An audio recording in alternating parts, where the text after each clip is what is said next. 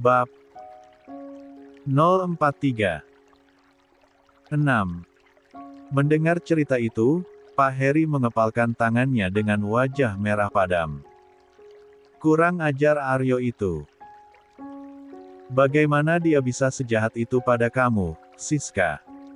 Kamu yang sudah menemani dia selama 5 tahun ini, mendukung dia dalam segala hal. Dia tidak bisa menceraikan kamu begitu saja. Tenang, Siska, Papa akan memberi Aryo pelajaran. Ucap Pak Heri penuh amarah. Saat itu, Bu Ratna masuk ke ruang tengah dan duduk di samping Pak Heri. Ia menatap Siska dengan tatapan tajam, lalu berkata, Papa tidak bisa langsung bertindak gegabah. Seharusnya Papa menemui Aryo dulu dan menanyakan apa alasannya menceraikan Siska. Mungkin saja, justru Siska yang berbuat salah sehingga membuat Aryo menikahi wanita lain, katanya, menyiratkan ketidaksukaan yang jelas terhadap Siska. Siska terkejut dan menatap Bu Ratna dengan marah. Apa maksud Mama? Kenapa Mama malah membela Aryo daripada aku? Aku ini korban di sini, Ma. Aku diselingkuhi, bahkan diceraikan oleh suamiku gara-gara wanita itu. Lantas apa salahku? Balas Siska dengan suara meninggi. Bu Ratna hanya tersenyum kecil, menyilangkan tangan di dadanya. Mama tidak tahu. Tapi yang jelas, Aryo pasti punya alasan kenapa dia menceraikanmu. Mama kenal Aryo 5 tahun ini. Dia orang baik, sopan, dan sudah banyak membantu papamu dalam bisnis. Mama rasa tidak mungkin Aryo menceraikanmu tanpa alasan, katanya, sengaja memancing emosi Siska. Wajah Siska berubah kaget dan marah, tetapi sebelum ia sempat membalas, Pak Heri mengangkat tangan, menghentikan percakapan mereka. Cukup, Ratna. Mau bagaimanapun, Siska adalah anakku. Meski dia salah, tetap saja Aryo tidak boleh bertindak seenaknya seperti itu. Dia tidak bisa menceraikan Siska begitu saja, tegas Pak Heri. Lalu beralih kepada Siska dan berkata lembut, sudah, Siska.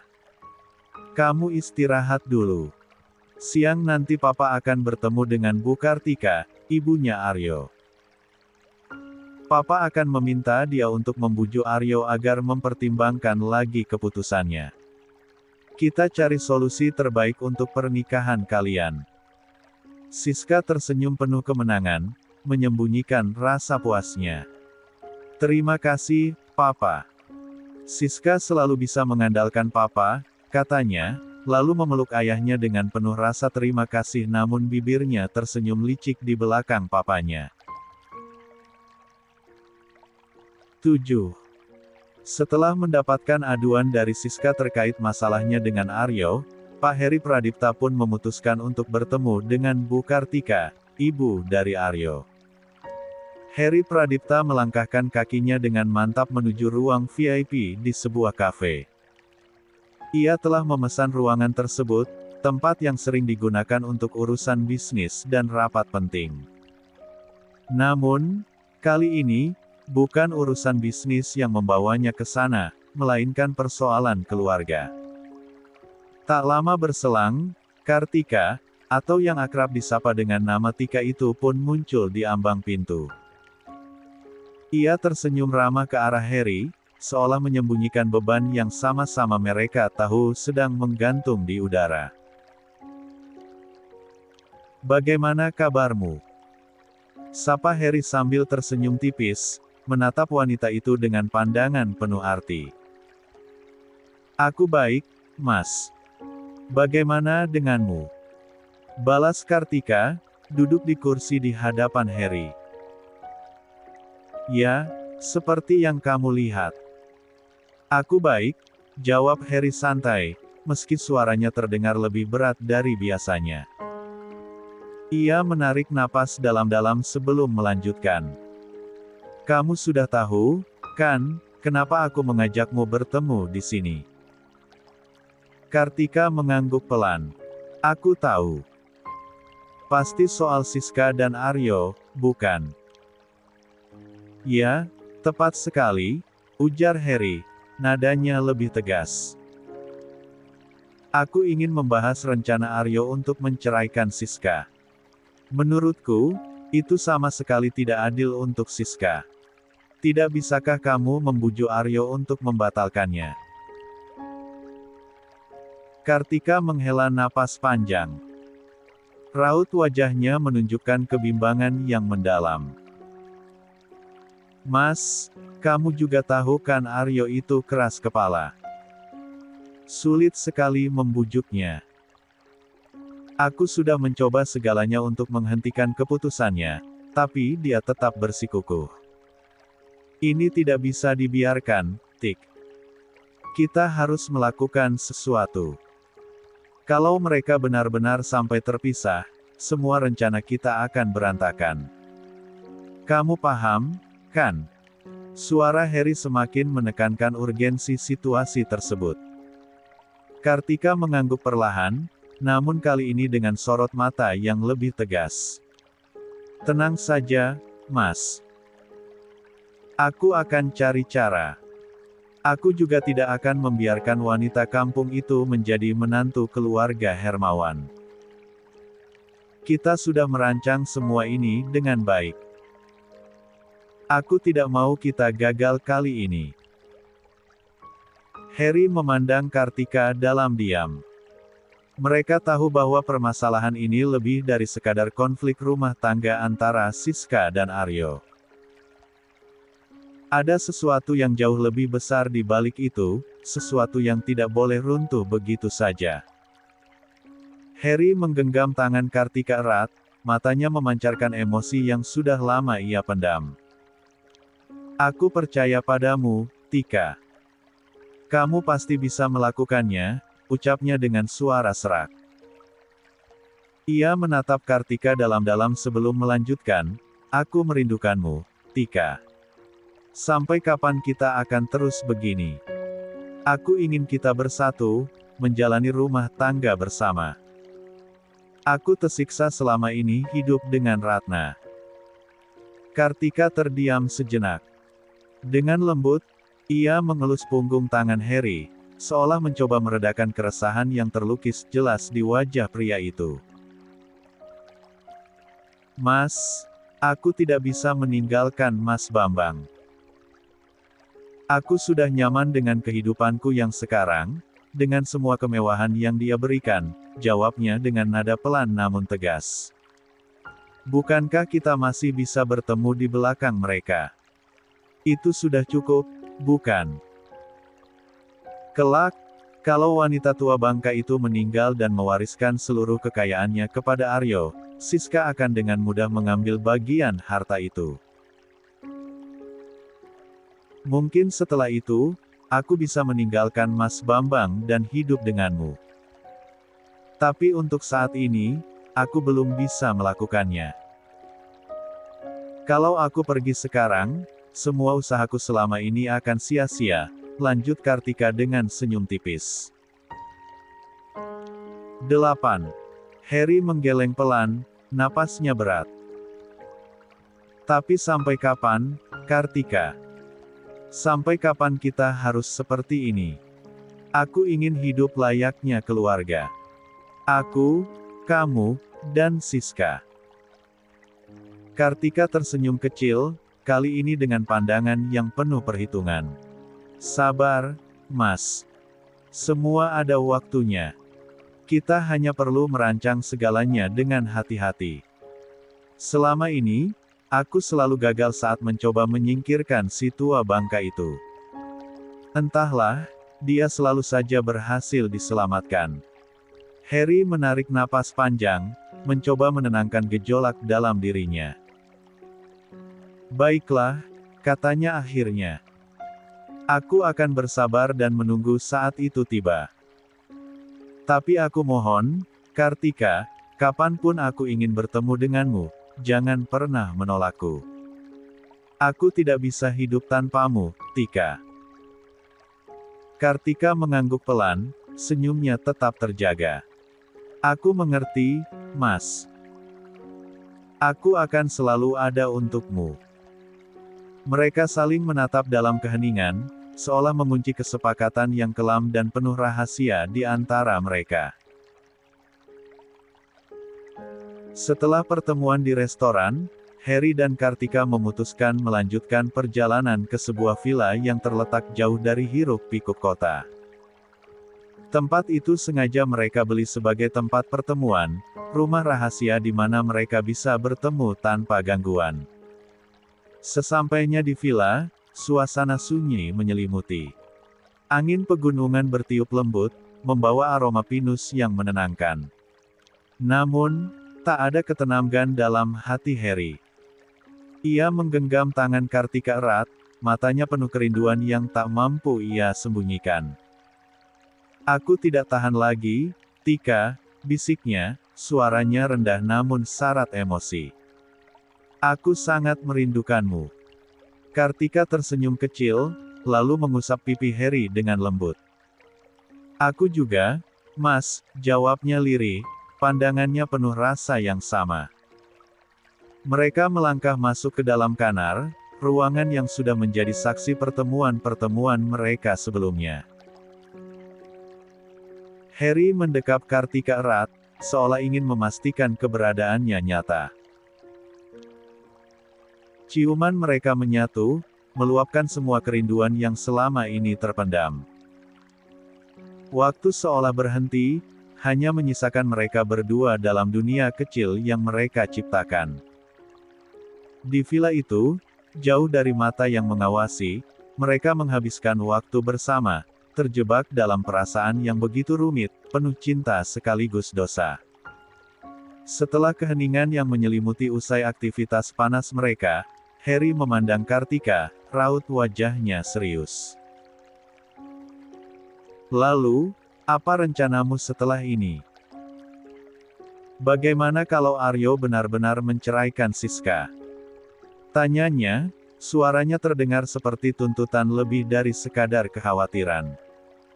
Kartika terdiam, memikirkan pertanyaan itu. Ia menarik napas panjang sebelum menjawab, entahlah, Mas. Ini semua di luar prediksiku. Dulu aku menikahkan Aryo dengan Siska karena aku ingin Siska bisa menguasai seluruh harta warisan keluarga Hermawan. Kartika berhenti sejenak, memandang jauh keluar jendela, seolah mencari jawaban di balik kabut gunung. Aku menyesal dulu menikah dengan Mas Bambang. Aku pikir kekayaan keluarga Hermawan akan diwariskan 9. Kepadanya. Ternyata, tidak. Semua itu milik Aryo. Mas Bambang hanya menikmati fasilitas, tapi tidak bisa memilikinya. Karena itu aku memasukkan Siska ke dalam keluarga Hermawan, berharap dia bisa menaklukkan Aryo dan membuatnya tunduk. Dengan begitu, kita bisa menguasai semuanya. Harry mengangguk pelan, mendengarkan setiap kata Kartika dengan seksama. Tapi siapa sangka, Aryo malah jatuh cinta pada wanita lain dan ingin menceraikan Sis bencana di luar rencana. Kalau Aryo benar-benar menceraikan Siska, semua rencana kita akan hancur. Aku harus memikirkan rencana baru. Harry menyipitkan mata, lalu memberikan usul. Bagaimana kalau kita menyingkirkan si tua bangka itu? Kamu memang selalu gagal sebelumnya, tapi mungkin kali ini keberuntungan berpihak pada kita. Kartika menatap Harry dengan serius. Apa kamu punya rencana, Mas? Harry terdiam sejenak, lalu berkata perlahan, kita bisa menyewa pembunuh bayaran untuk mencelakakan Bu Lasmi.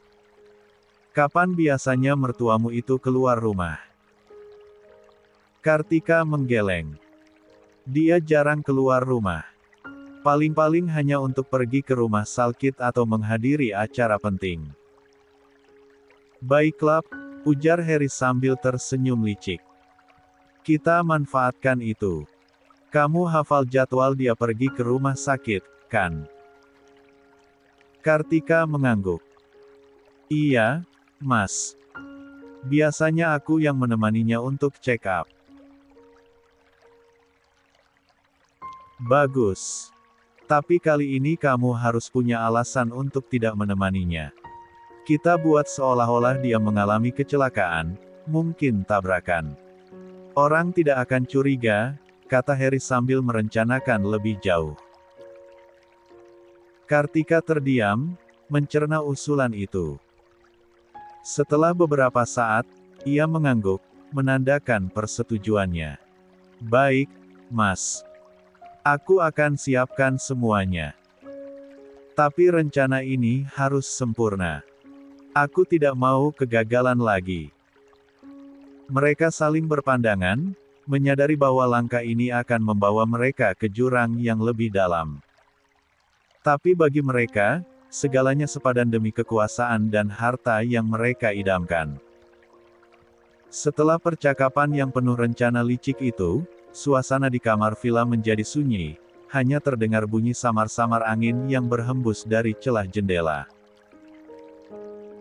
Harry duduk di tepi ranjang, memandang Kartika dengan sorot mata yang penuh hasrat sekaligus obsesi. Tangannya perlahan menyentuh bahu wanita itu, mengelusnya dengan lembut, sebelum ia meraih pinggang Kartika dan mendekatkannya. Aku menginginkanmu lagi, Tika, bisik Harry dengan suara rendah, serak, namun jelas terdengar penuh keinginan. Aku tidak pernah bisa menghentikan diriku untuk menginginkanmu. Setiap kali aku melihatmu, rasanya aku ingin memilikimu lagi dan lagi. Kartika, yang sejak tadi masih tenggelam dalam pikirannya soal rencana mereka, hanya tersenyum kecil mendengar kata-kata Harry. Senyuman itu tipis, tapi menggoda. Ia mengangkat pandangannya, bertemu mata dengan Harry yang penuh gairah, lalu berkata, Mas Harry, kamu ini tidak pernah berubah, ya? Selalu saja seperti ini kalau kita bertemu. Kamu tahu aku tidak bisa menahannya, Tika, jawab Harry tanpa ragu. Ia menarik Kartika lebih dekat, hingga tubuh mereka hampir bersentuhan sepenuhnya. Aku selalu ingin memilikimu. Dan aku tahu kamu juga merasakan hal yang sama. Kartika tidak menjawab, tapi senyumannya semakin dalam. Ia mengangkat tangannya, membelai pipi Harry, sebelum menarik wajah pria itu mendekat. Tanpa kata-kata lagi, bibir mereka bertemu, dan ciuman itu menggantikan semua percakapan yang tak perlu. Harry memeluk Kartika erat, tubuhnya seolah tak ingin memberi jarak sedikit pun. Tangannya bergerak dengan pelan namun penuh intensi, menjelajahi punggung Kartika hingga membuat wanita itu memejamkan. 10. Matanya. Mereka larut dalam kebersamaan yang hanya mereka pahami, di balik semua rahasia dan dosa yang mereka simpan. Kartika, sambil mencium Harry dengan penuh gairah, mendorong tubuh pria itu hingga berbaring di atas ranjang.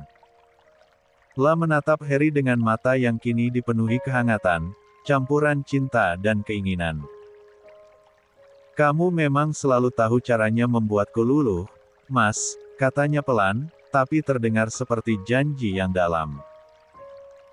Aku tidak hanya ingin membuatmu luluh, Tika.